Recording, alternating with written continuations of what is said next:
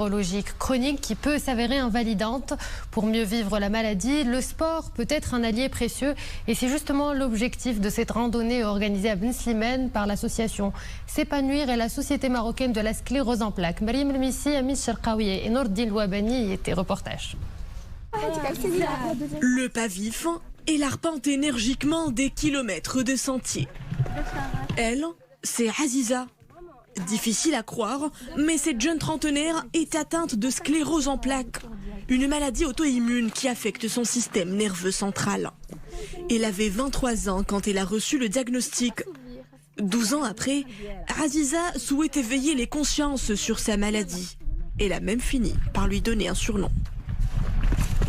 Je l'appelle ma meilleure ennemie, c'est mon adolescente, elle a 12 ans et du coup elle se rébelle de temps en temps, mais dans la majorité des cas j'essaie de la contrôler. On se côtoie mutuellement grâce au sport, grâce à une bonne hygiène de vie, à l'acceptation de cette maladie surtout. Avec Aziza, Jihan partage à peu près le même vécu, mais aussi une passion commune pour la marche et la joie de se retrouver libre dans les bras de Dame Nature.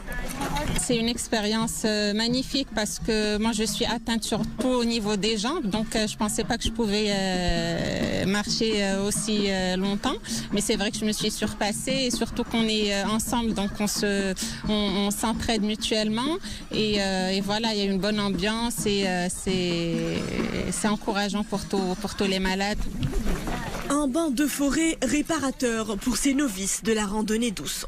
Ils étaient 32 sépiens à dévaler les pistes de Ain Tizra, près de Ben Slimane. Aux commandes pour les guider, une pro des hauteurs, celle qui a gravi les 7 sommets du globe. Bouchra Baibanou aide les moins aptes à se dépasser.